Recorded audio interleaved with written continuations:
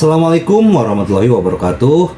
Salam sejahtera buat kita semua. Semoga kita semua dalam keadaan sehat jasmani dan rohani, tidak kekurangan satu apapun. Amin ya robbal alamin. Oke, Mimin akan melanjutkan cerita Liontin Giok Naganya. Bab 951 sampai 955. Ye Chong terkekeh, bukankah ini semua untuk pekerjaan? Ye Chong berkata, kamu tunggu di sini, aku akan memeriksa dulu.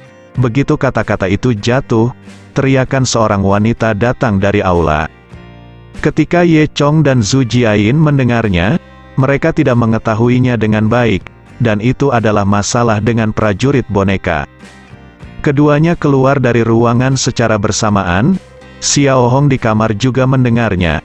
Dia ingin berdiri, tetapi tiba-tiba berpikir, mungkinkah ini permainan baru untuk para tamu? Ini sangat mengasyikkan. Memikirkan hal ini, dia berbaring di tempat tidur dengan patuh. Jeritan ini bergema di seluruh aula. Semua orang di ruang pribadi menjulurkan kepala. Secara kebetulan, kamar Zheng Yiyi dan Zhao Lubai berseberangan dengan kamar pribadi Ye Chong. Sambil memegang cambuk, Zheng Yiyi menjulurkan kepalanya keluar ruangan. Apa yang terjadi? Sebelum dia selesai berbicara, dia kebetulan berhadapan muka dengan Ye Chong. Itu kamu? Ye Chong dan Zheng Yiyi berkata serempak. Mengapa kamu di sini?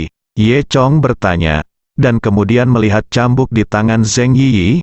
Kamu? Apa yang kamu lakukan? Zheng Yiyi tersipu, dan hendak membela diri, ketika dia tiba-tiba memikirkan sesuatu. Dia bertanya, Ye Chong, mengapa kamu di sini? Bukankah kamu mengatakan ada sesuatu yang harus kamu lakukan? Nah, Anda adalah lobak yang suka berselingkuh. Anda berbohong kepada Xiao Bai bahwa ada sesuatu yang salah, tetapi Anda berakhir di sini untuk bersenang-senang. Ye Chong tersipu, dan buru-buru berkata, Aku benar-benar harus melakukan sesuatu di sini, Zheng. Yiyi mendengus dingin, kamu Chong, kamu adalah penjahat yang tidak tahu malu. Aku benar-benar ingin membunuhmu. Bagaimana denganmu? Apa yang kamu lakukan lagi? Ye Chong bertanya balik, untuk apa saya di sini, Zheng? Yiyi berkata dengan canggung, aku di sini untuk bernyanyi. Menyanyi? Apa yang kamu lakukan dengan cambuk? Saya senang bernyanyi, saya menyanyikan The Man with the Horse. Ada apa? Tidak bisakah kamu? Zheng Yiyi berdalih. Sebelum dia selesai berbicara, Ye Huo berlari keluar dengan pantat besarnya bengkok. Oh, Tuan Ratu, mengapa kamu tidak mengalahkan orang lain? Apakah karena Ye Wangba melakukan sesuatu yang salah? Ye Chong tercengang saat melihat pemandangan ini. Bagaimana situasinya dengan sialan ini? Pria ini, yang ukurannya hampir sama dengan dirinya, masih memiliki kata Ye Chong di kepalanya. Apakah Nima menganggap pria ini sebagai dirinya sendiri? Ye Wangba. Ketika Ye Chong hendak bertanya, Zhao Lubai keluar dengan cambuk. Ye Wangba, berhenti, Anda pria tak berperasaan. Wortel besar, Anda berbohong kepada saya. Lihat apakah saya tidak memukul Anda sampai mati, sebelum Zhao Lubai selesai berteriak. Dia melihat Ye Chong.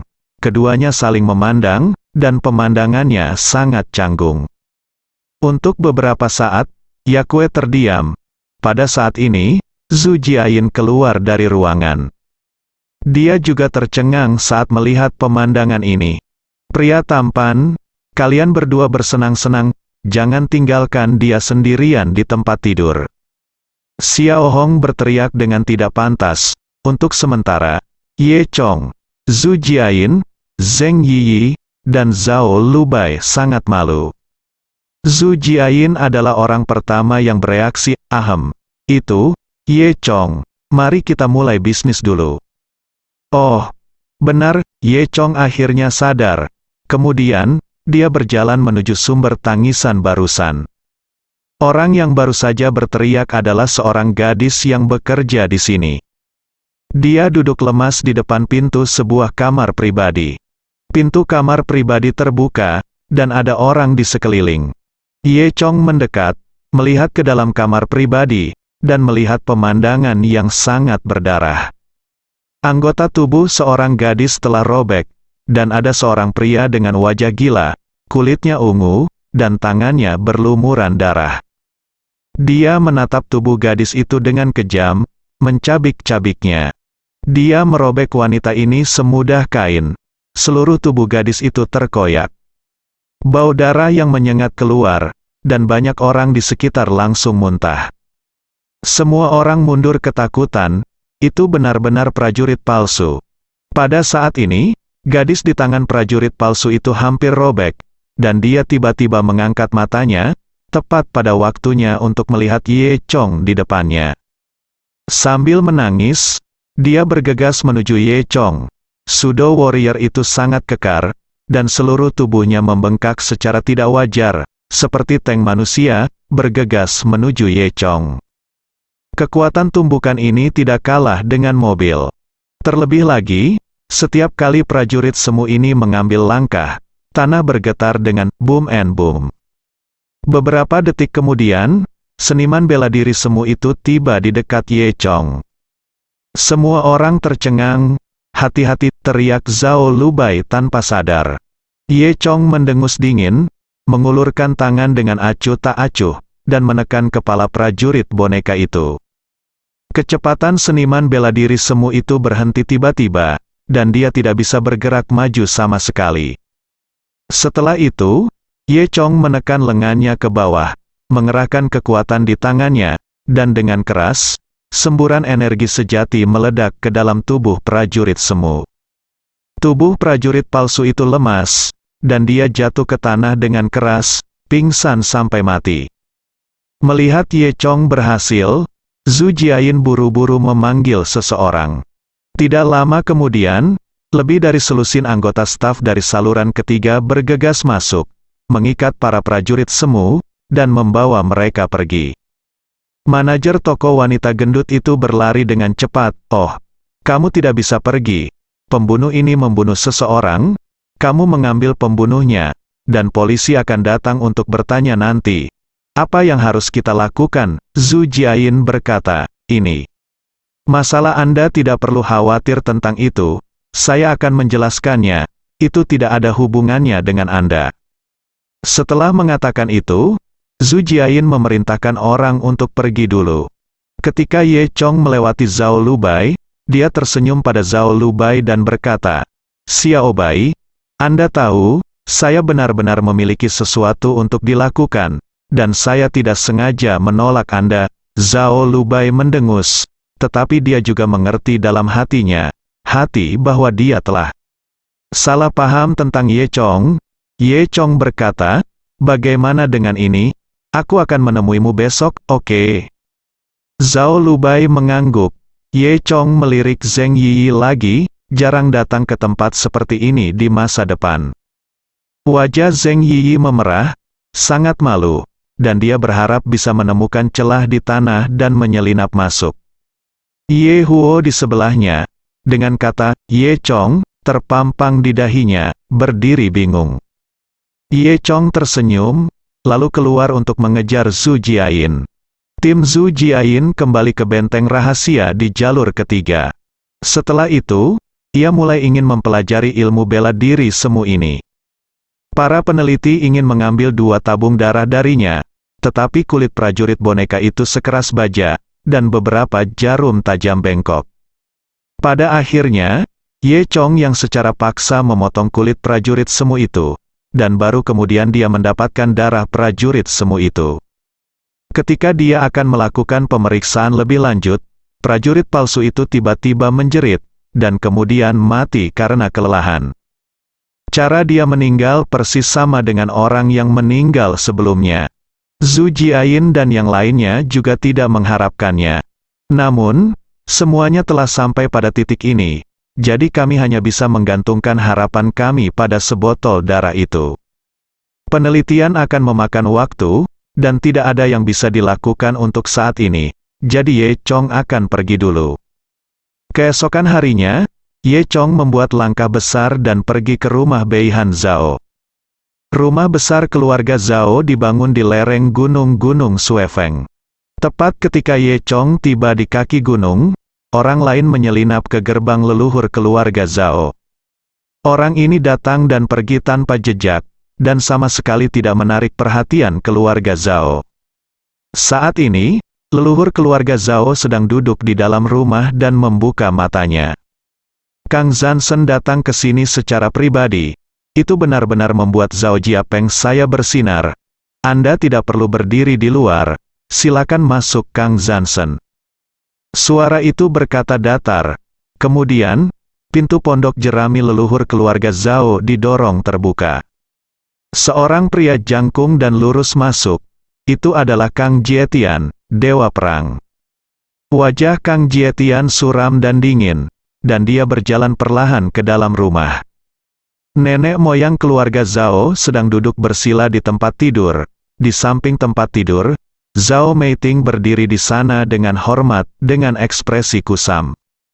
Dia tidak mengatakan sepatah kata pun, bahkan tidak mengangkat kelopak mata.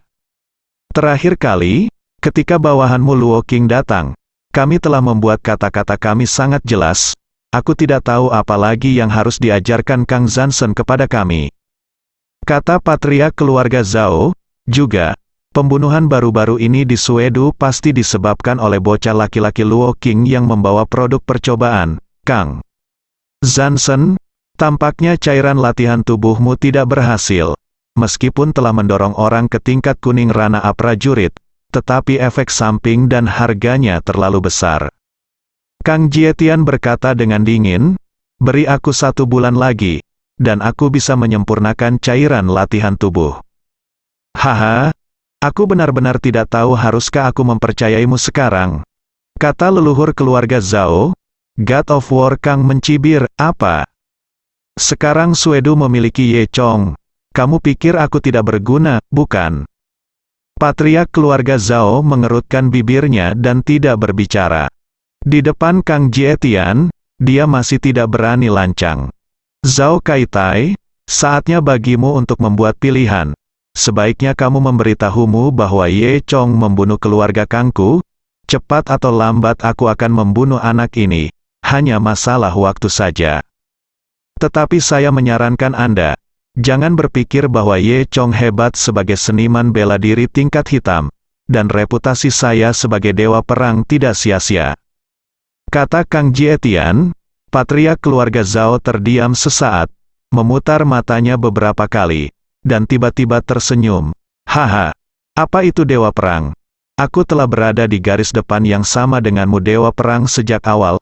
Saya masih menunggu untuk menggunakan Anda God of War Kang. Bagaimana dengan cairan latihan tubuh yang dikembangkan? Kang Zansen, jangan khawatir. Lelaki tua itu tahu siapa pria kuat yang sebenarnya. Kang Jietian mengangguk puas dan berkata, sangat bagus. Sepertinya kamu sudah memilih. Jangan khawatir, kamu tidak bisa membuat pilihan yang salah. Saat dia berbicara, Kang Jietian bergerak dan menghilang dalam sekejap. Setelah dia menghilang, perasaan tertekan di ruangan itu menghilang seketika.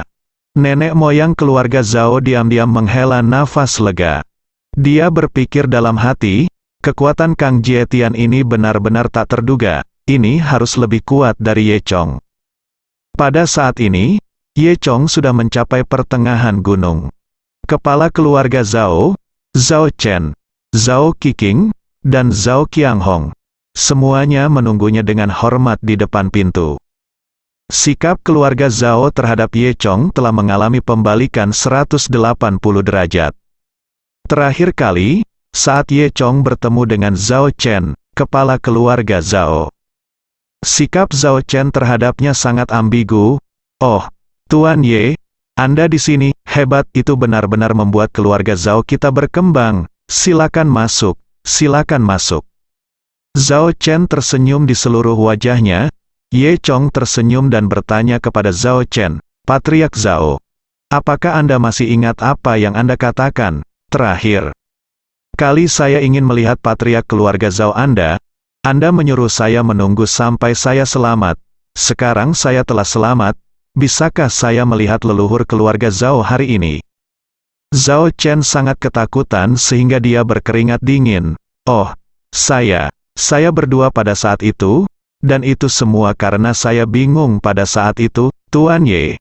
Kamu datang ke sini secara pribadi hari ini, dan leluhur kami tentu saja sangat senang. Aku berharap bisa bertemu denganmu. Zhao Lubai menatap kosong pada Ye Chong, dan berkata dengan suara rendah, Ye Chong, jangan menakuti ayahku, ayo pergi. Mengatakan itu, Zhao Lubai menyeret Ye Chong ke dalam. Zhao Chen diam-diam menghela nafas lega, dan berkata dalam hatinya, beruntung Zhao Lubai ada di sini, kalau tidak, Ye Chong akan marah dan menembak dirinya sendiri sampai mati. Zhao Lubai menyeret Ye Chong ke gubuk jerami leluhur dari keluarga Zhao. Zhao Lubai berteriak, leluhur, Ye Chong ada di sini. Tolong, suara kering leluhur keluarga Zhao datang dari dalam. Kemudian, pintu pondok jerami itu tiba-tiba berderit dan terbuka dengan sendirinya. Ye Chong dan Zhao Lubai masuk. Setelah Ye bergegas masuk, dia melihat sekilas Zhao Meiting berdiri di samping tempat tidur. Meiting, lama tidak bertemu, apa kabar? Kata Ye Chong, dan hendak berjalan ke depan. Namun, Zhao Meiting menundukkan kepalanya, seolah dia tidak melihat Ye Chong sama sekali. Nenek moyang keluarga Zhao berkata dengan dingin, Meiting adalah putri dari keluarga Zhao saya. Tuan Ye menghormati dirinya sendiri. Ye Chong hendak mengulurkan tangan dan menjabat bahu Zhao Meiting. Mendengar leluhur keluarga Zhao mengatakan ini tiba-tiba, tangannya berhenti di udara. Kemudian, Ye Chong memanggil 2 kali, Meiting, Zhao Meiting, apakah kamu masih mengenal saya? Saya Ye Chong. Zhao Meiting masih tidak menanggapi sama sekali. Ye Chong menatap leluhur keluarga Zhao dengan dingin, kamu, metode apa yang Anda gunakan untuk mengubah Zhao Meiting menjadi ini? Patriark keluarga Zhao tertawa. Saya tidak bisa berbuat apa-apa, Meiting baru ingat identitas aslinya. Dia berhenti, dan melanjutkan, Tuan Ye, saya tahu, Anda datang ke sini untuk membawa pergi Zhao Meiting. Tetapi sekarang Anda juga dapat melihat bahwa bukan keluarga Zhao kami yang menjaga Zhao Meiting. Tetapi Zhao Meiting sekarang adalah putri dari keluarga Zhao kami. Saya tidak ingin pergi. Anda harus menyerah, bukan? Ye Chong terdiam. Tetapi berdasarkan pengalamannya dalam warisan Dewa Naga, dia benar-benar tidak dapat melihat bahwa Zhao Meiting dikendalikan atau kehilangan kesadaran. Dengan kata lain, Zhao Meiting masih utuh. Faktanya, leluhur dari keluarga Zhao ini adalah metode pengendalian darah. Hanya mereka yang memiliki darah keluarga Zhao yang dapat dikontrol, karena kondisinya sangat keras dan tidak umum. Oleh karena itu, bahkan Ye Chong tidak tahu bahwa ada metode seperti itu. Nenek moyang dari keluarga Zhao sedikit tersenyum, Tuan Ye, kali ini, silakan datang ke sini. Hanya untuk memberitahu Anda bahwa Meiting tinggal di keluarga Zhao kami secara sukarela, dia adalah keluarga Zhao kami. Saya harap Anda akan berhenti mengganggunya di masa depan. Ye Chong mengerutkan kening. Dia tahu bahwa sesuatu pasti telah terjadi pada Zhao Meiting. Namun, dia tidak berpikir untuk merebut kembali Zhao Meiting. Tidak akan sulit jika dia merebut Zhao Meiting. Tetapi dia tidak dapat membuat Zhao Meiting pergi, kembali normal. Lebih baik membiarkan Zhao Meiting tinggal di sini dulu.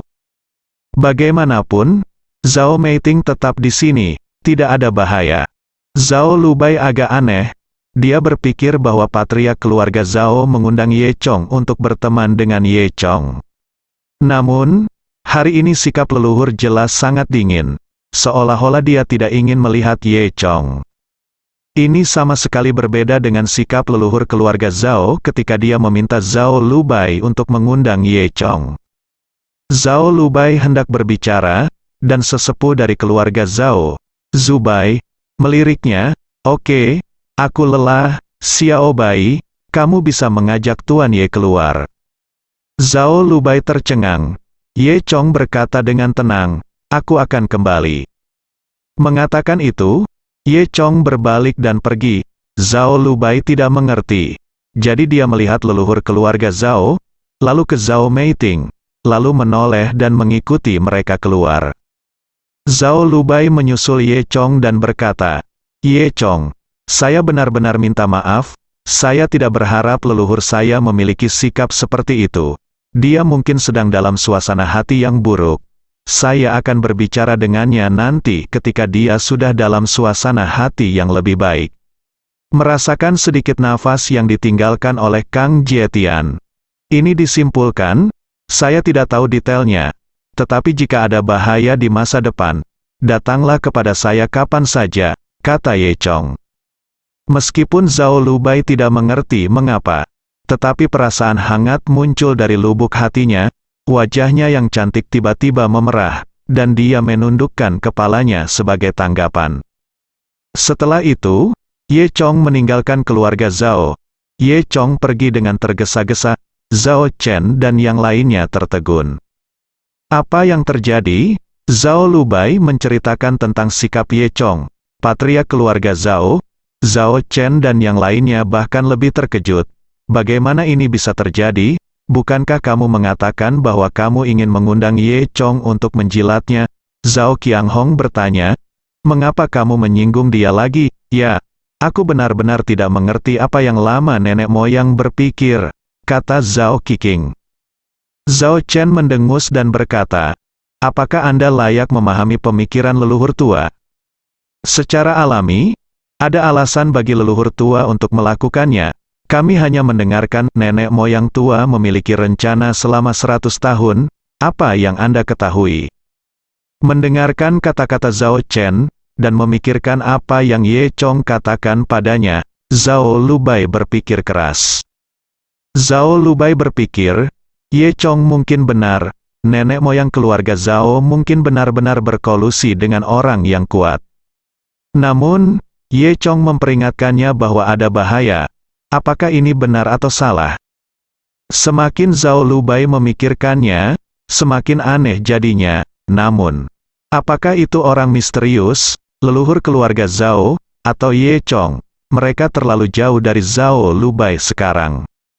Zhao Lubai merasa bahwa jarak antara dirinya dan Ye Chong semakin jauh.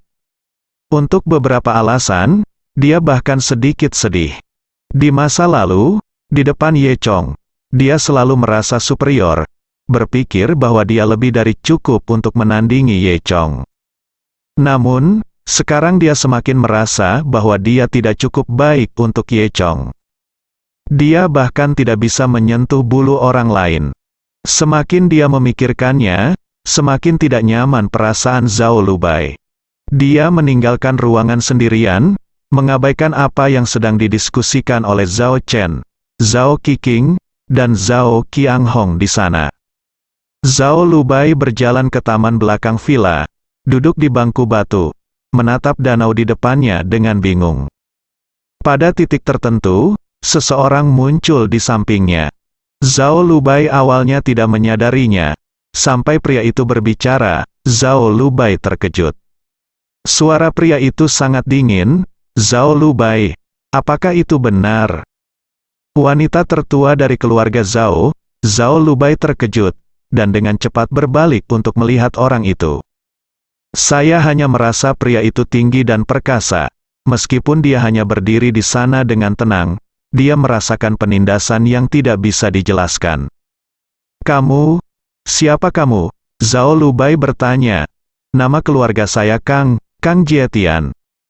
Kang Jietian, Zhao Lubai tampak sedikit akrab ketika mendengar nama itu. Ini keluarga Zhao? Bagaimana Anda bisa masuk? Kang Jietian tertawa. Saya punya keluarga saya sendiri. Ngomong-ngomong, jangan khawatir. Aku tidak akan menyakitimu. Aku berteman dengan leluhur keluarga Zhao. Benarkah? Zhao Lubai menatap Kang Jietian dengan curiga. Kang Jietian tersenyum tetapi berkata, tentu saja. Jika Anda tidak mempercayai saya, Anda dapat bertanya kepada leluhur keluarga Zhao siapa saya.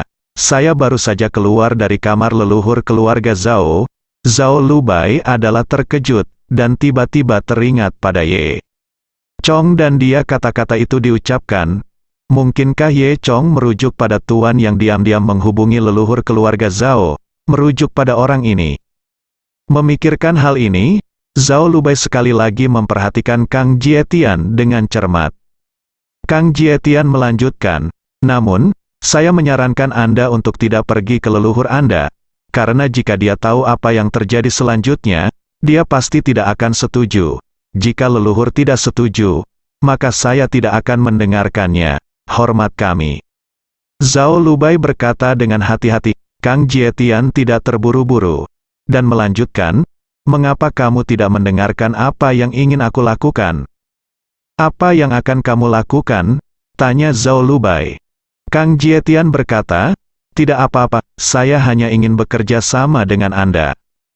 Kerjasama apa yang saya miliki dengan Anda?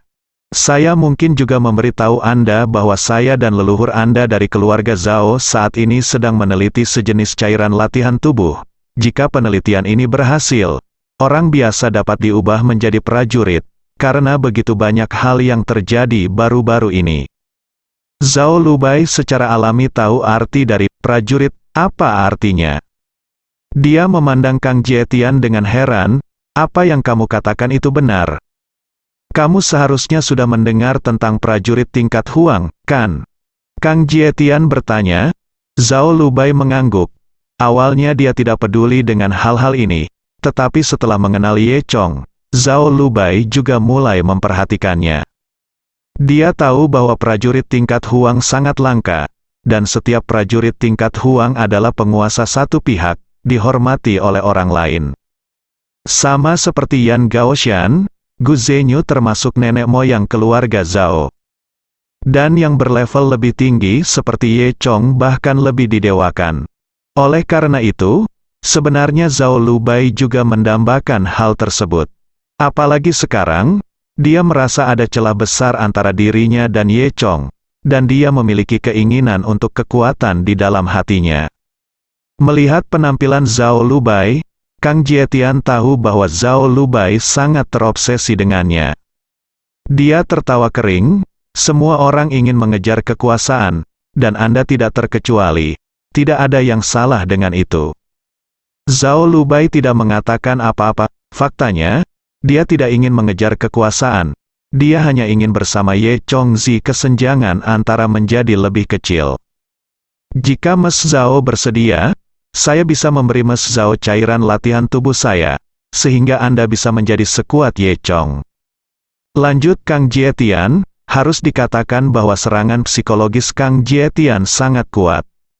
Ternyata setelah dia keluar dari rumah leluhur keluarga Zhao, dia tidak meninggalkan keluarga Zhao. Dia bersembunyi di kegelapan dan melihat Ye Chong dan Zhao Lubai masuk dengan matanya sendiri. Saya juga melihat penampilan Zhao Lubai yang hilang setelah Ye Chong pergi. Oleh karena itu, Kang Jietian menyimpulkan bahwa Zhao Lubai memiliki perasaan terhadap Ye Chong. Seseorang sekuat Ye Chong, ulang Zhao Lubai, dan dia tiba-tiba menatap Kang Jietian dengan curiga, mengapa? Mengapa kamu mencariku? Karena kamu adalah Nona Zhao. Saya wanita tertua dari keluarga Zhao, jadi apa? Kang Jietian tersenyum sedikit, kamu tidak perlu tahu terlalu banyak, kamu hanya perlu tahu bahwa aku dapat membantumu, itu saja, keraguan. Zhao Lubai tidak menghilang. Kang Jietian melemparkan catatan kepada Zhao Lubai dengan nomor telepon tertulis di atasnya. Pikirkan perlahan, dan ketika kamu memikirkannya, beri aku panggilan ini. Zhao Lubai mengambil catatan itu dan melihat ke bawah. Dan ketika dia mendongak lagi, Kang Jietian telah menghilang. Zhao Lubai terkejut, dan melihat sekeliling, tetapi tidak ada tanda-tanda keberadaan Kang Jietian. Zhao Lubai bodoh, dan berkata dalam hatinya, jadi ada begitu banyak tuan di dunia ini. Zhao Lubai ingin bertanya kepada leluhur keluarga Zhao, tetapi dia sudah berdiri, tetapi tiba-tiba berhenti di jalurnya. Dia ingat apa yang diperingatkan Kang Jietian padanya, jangan beritahu leluhur keluarga Zhao. Jika tidak, leluhur keluarga Zhao tidak akan setuju. Saat ini, Zhao Lubai sebenarnya sangat tersentuh dengan kata-kata Kang Jietian. Kekalahan Ye Chong atas Yan Gaoshan, kepala sekte Ben Lei, mengejutkan semua orang, dan seluruh salju menjadi gempar. Selanjutnya, semua keluarga besar di Suedu ingin memenangkan Ye Chong secara diam-diam. Dengan kehancuran Yan Gaoshan, keluarga Niu dan keluarga Xiang di antara 10 keluarga kaya teratas di Suedu menjadi semakin kuat, dan mereka akan gagal. Xiang Hong, pemilik keluarga Xiang, juga sangat tertekan baru-baru ini. Keluarga Xiang telah beroperasi di Suedu selama bertahun-tahun, dan mereka membutuhkan status seperti itu. Setelah banyak pertimbangan, dia akhirnya menggunakan metode terakhir. Itu adalah orang tuanya, kontak yang ditinggalkan oleh kepala keluarga Xiang sebelumnya. Pada hari ini, seorang tamu datang ke rumah Xiang. Tamu itu bertubuh sedang, mengenakan jas, dengan sedikit rambut tersisa di kepalanya, dan tampak berusia 40-an. Xiang Hong dan Xiang Kunying menyambut mereka di depan pintu. "Oh, Kapten Wang, senang Anda ada di sini." "Ya, Kapten Wang, saya sudah lama mendengar nama Anda. Ini adalah kesempatan langka untuk melihat Anda hari ini. Sungguh berkah." Xiang Kunying tersanjung. "Hei, Feng Shenbing sangat kuat, Kapten Wang. Kamu adalah wakil Kapten Feng Shenbing. Kehadiran tamu terhormat sepertimu membuat keluarga Xiang kita berkembang." Xiang Hong dan Xiang Kunying, ayah dan anak, bernyanyi bersama. Mereka memuji pengunjung. Orang yang datang tidak lain adalah wakil Kapten Feng Shenbing, Wang Zhen. Wang Zhen tersenyum dan berkata, "Hehe, Tuan Xiang baik padaku saat itu. Karena keluarga Xiang sedang mencariku, bagaimana mungkin aku tidak datang?" Semua orang berkata saat mereka memasuki ruang tamu. Wang Zhen adalah wakil kapten yang bertanggung jawab atas disiplin dan perekrutan di tim prajurit Feng Shen. Saat itu ketika Wang Zhen masih muda, dia telah melakukan misi di ibu kota salju, dan terluka dalam perjalanan, dan diselamatkan oleh keluarga Tuan Xiang. Jadi Wang Zhen selalu peduli dengan kebaikan ini. Setelah Yan Gaoshan dibunuh oleh Ye Chong, Xiang Hong tahu bahwa dukungan dari keluarga Xiang telah hilang.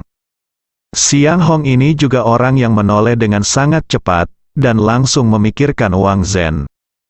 Jadi, mereka menghubungi Wang Zhen. Semua orang mengobrol sebentar, dan berkata kepada Hong langsung ke intinya, "Yah, seperti ini. Kapten Wang, lihat, bisakah anakku membiarkan dia bergabung dengan Feng Shenbingmu juga? Apakah kamu juga ingin bergabung dengan Foreman? Pelatihan di sana sangat sulit, aku khawatir kamu tidak akan tahan," kata Wang Zhen. Xiang Kunying berkata, "Kapten Wang, saya tidak takut."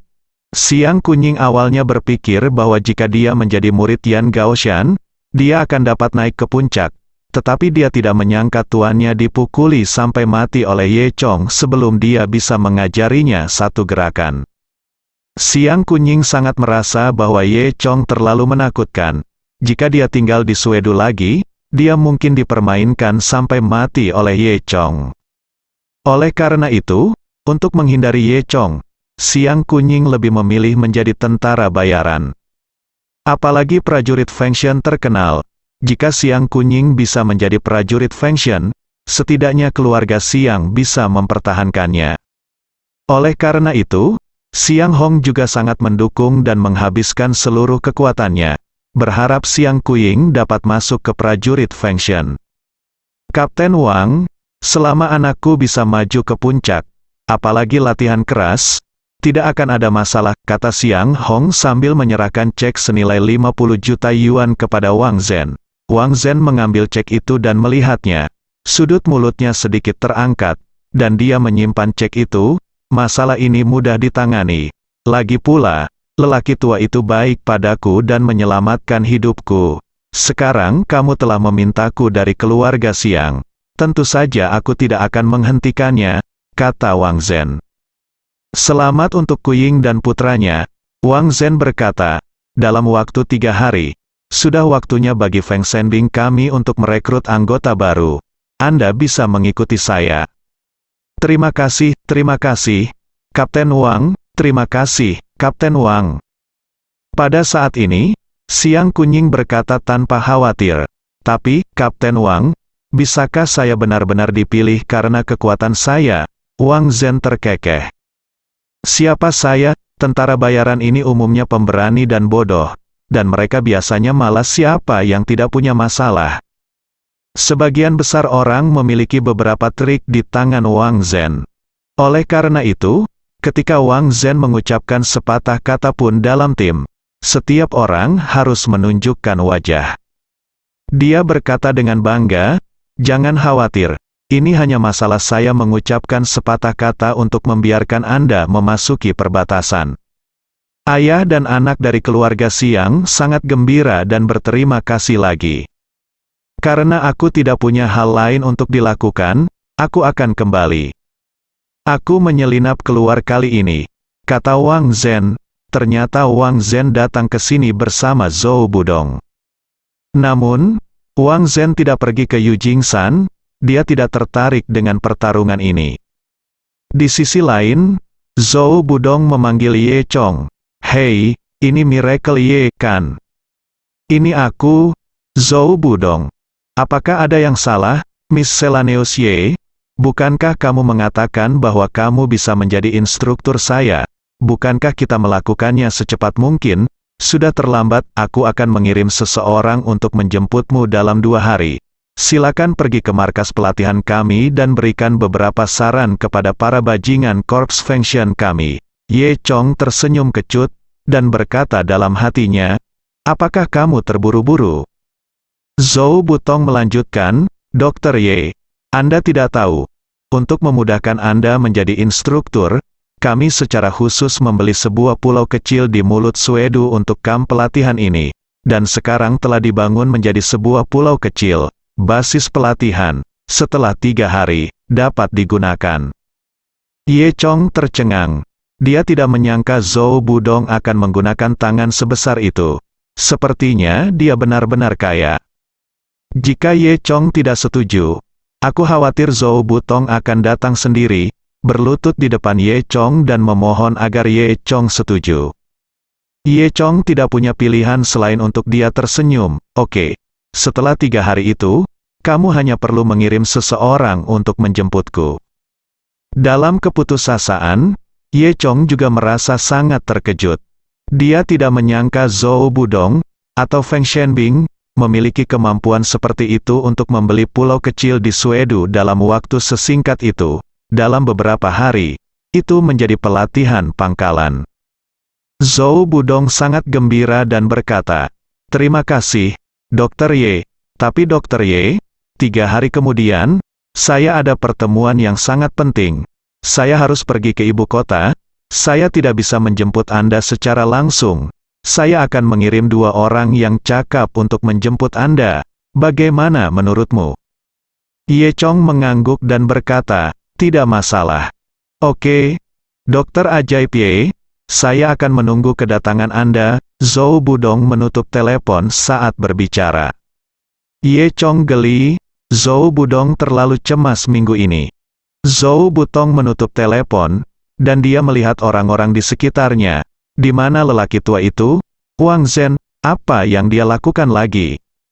Beberapa orang lainnya menggelengkan kepala. Saya tidak dapat menemukan siapapun pada saat kritis.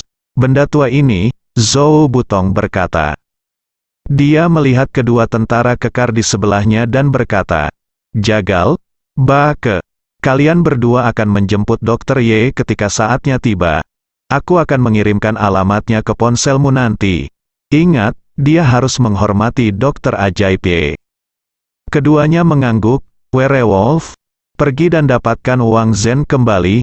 Aku masih punya sesuatu untuk diberitahukan padanya," Zhou Budong berkata. Sebenarnya, Zhou Budong awalnya ingin menyerahkan masalah ini kepada Wang Zhen dan membiarkan Wang Zhen pergi menemui Ye Chong. Tetapi Wang Zhen diam-diam telah pergi ke rumah Siang saat ini. 3 hari telah berlalu, dan hari ini adalah hari yang disepakati dengan Zhou. Ye Chong akan pergi ke pulau pelatihan untuk pelatihan tertutup. Ye Chong pertama-tama mengemasi beberapa pakaian dan memasukkannya ke dalam senjata ajaib luar angkasa. Melihat masih pagi, Ye Chong memutuskan untuk pergi ke toko barang antik untuk melihat-lihat sebelum pergi. Sejak terakhir kali, Lin Zhengyang datang ke toko barang antik untuk mengumumkan bahwa semua barang yang dijual di toko barang antik itu berasal dari rumah harta karun keluarga Lin miliknya. Bisnis toko barang antik ini tidak ada habisnya, dan setiap hari penuh sesak. Zhao Min telah merekrut beberapa orang untuk bekerja di dalamnya. Pada hari ini, Zhao Min sedang duduk di gazebo di luar toko barang antik untuk bersembunyi dan bersantai. Toko barang antik masih berisik dan berisik. Saat ini, Ye Chong datang. Zhao Min juga sangat senang melihat Ye Chong, dan berkata sambil tersenyum, "Ye Chong, kamu di sini." "Sisi, hei, Bos Zhao, bisnisnya bagus." Zhao Min menghela nafas, "Kamu masih mengatakannya, itu membuatku kesal sampai mati." Ye Chong tertawa, "Bisnis itu bagus, bukan? Ini menunjukkan bahwa kamu, Bos Zhao, sangat baik." Min melengkungkan bibirnya, "Cut, bagaimana aku bisa begitu baik? Ini adalah karena reputasi rumah harta keluarga Lin." Ye Chong mengangguk, dan apa yang dikatakan Zhao Min masuk akal.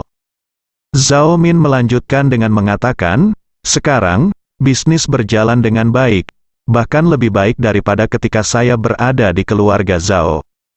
Ketika menyebutkan keluarga Zhao, Ye Chongxi tiba-tiba teringat sesuatu. "Ngomong-ngomong, keluarga Zhao memperlakukan Anda baik sekarang, bagaimana?" Zhao Min berkata dengan bangga, "Keluarga Zhao memohon saya untuk kembali sekarang. Mungkin keluarga Zhao tahu tentang hubungan kita, tetapi saya tidak ingin kembali. Tetapi tidak ada berita baru-baru ini, mungkin karena mereka melihatku. Mari tolak mereka dengan lebih kejam." Nyatanya, setelah Zhao Chen mengetahui hubungan antara Zhao Min dan Ye Chong, dia sangat ingin meminta Zhao Min untuk kembali ke keluarga Zhao, agar hubungan dengan Ye Chong semakin dalam. Namun, karena Ye Chong pergi ke keluarga Zhao secara langsung hari itu, sikap leluhur keluarga Zhao terhadap Ye Chong menjadi ambigu. Setelah itu, keluarga Zhao mulai menjaga jarak dari Ye Chong, dan bahkan Zhao Min pun berhenti menghubunginya. Zhao Min juga merasa aneh, Ye Chong tidak tahu ini. Dia tersenyum dan berkata, "Mungkin keluarga Zhao berpikir bahwa hubungan kita tidak cukup dalam. Lain kali keluarga Zhao menemukan Anda lagi, Anda harus memberitahu mereka bahwa kita semua hidup bersama. Jika tidak berhasil, Anda dapat memberitahu mereka siapa kita, apa yang harus dilakukan, apa yang tidak boleh dilakukan, telah dilakukan." Zhao Min tersipu, dan berkata, "Bah, kamu tidak tahu malu. Apa maksudmu? Apa yang harus dilakukan dan apa yang tidak boleh dilakukan? Apa yang telah kita lakukan?" Dengan mengatakan itu, dia pergi untuk mencubit Ye Chong. Ye Chong terkikik, "Oh, sakit, lepaskan." Zhao Min mendengus, "Apakah kamu masih berani berbicara omong kosong?" Pada saat ini, ada dua pria besar di kejauhan, mengawasi tempat ini sepanjang waktu. Mereka mengikuti Ye sepanjang jalan dan bergegas. Kedua orang ini adalah tukang daging dan bake dari Feng Shenbing. Mereka dikirim oleh Zhou Budong untuk menjemput Ye Chong. Tukang daging itu tinggi dan kekar, dengan otot di sekujur tubuhnya. Dia berkata dengan jijik, "Itu anak itu, dia terlihat sangat biasa. Pertengkaran dengan gadis kecil itu tidak ada habisnya. Itu biasa saja dan tidak bisa lebih biasa." Bake juga berkata, keduanya melihat sikap Ye Chong terhadap Zhao Min, dan mereka tidak terlihat seperti master yang sangat kuat. Selain itu, Ye Chong berganti pakaian kasual yang lebih nyaman hari ini, membuatnya terlihat seperti orang biasa. "Entahlah, bagaimana menurut bos kita, benar-benar membiarkan anak ini menjadi instruktur," kata jagal lagi. "Kupikir kapten kita akan pergi ke dokter ketika dia sakit," Bake berkata. "Coba pikirkan, beberapa instruktur yang kita temukan sebelumnya tidak berguna dan biarkan kita mengusir mereka. Jadi kapten pasti sedang terburu-buru. Saya kira dia diberikan oleh anak ini. Berbohong kepada saya. Saya pikir anak ini adalah seorang master." Tukang daging menyeringai dan menjilat bibirnya. Hei, lalu salahkan anak ini atas nasib buruknya sendiri, dan itu jatuh ke tangan kita. Maukah kamu bertaruh? Kurasa dia ada di pulau pelatihan dan tidak bisa bertahan 3 hari. Baka tertawa. Suatu hari, tukang daging mengulurkan satu jari. Setelah berbicara, keduanya berjalan bersama. Nyatanya, Ye Chong telah mengetahui bahwa kedua orang ini diam-diam mengikutinya. Oleh karena itu, ketika keduanya muncul, Ye Chong tidak terkejut. Keduanya baru saja muncul dan sebelum mereka berbicara, Ye Chong bertanya, "Apakah Zhou Budi memintamu untuk menjemputku?" "Yo, anak ini cukup pintar." Tukang daging itu tertawa. Bake mengangguk, "Kamu adalah instruktur Ye Chong, kan? Memang benar kapten meminta kami untuk menjemputmu. Dilihat dari penampilanmu, kamu tampaknya masih sangat muda." Ye Chong sedikit tersenyum, pura-pura tidak mengerti apa yang dibicarakan. Ayo pergi sekarang." Jagal mengangguk, "Ya, instruktur Ye, di mana barang bawaanmu?" "Tidak perlu," kata Ye Chong.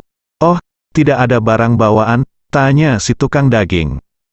Ye Chong tersenyum, "Tidak banyak barang, bawa saja." Bake terkekeh, "Itu benar, instruktur Ye akan segera kembali." Ye Chong tidak peduli tentang arti dari ini. Setelah itu, Ye Chong menanyakan beberapa patah kata kepada Zhao Min sebelum pergi.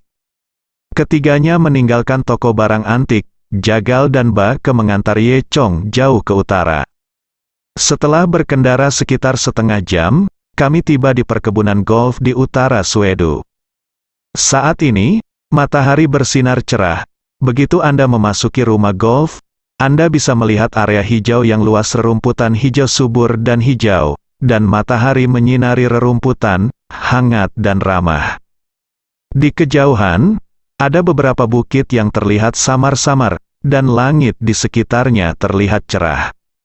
Panggang dan tukang daging membawa Ye Chong ke halaman pribadi. Ada celemek tersembunyi di halaman, dan sebuah helikopter diparkir di celemek tersebut. "Tolong, instruktur Ye," kata si tukang daging. Ye Chong juga sopan dan langsung naik helikopter.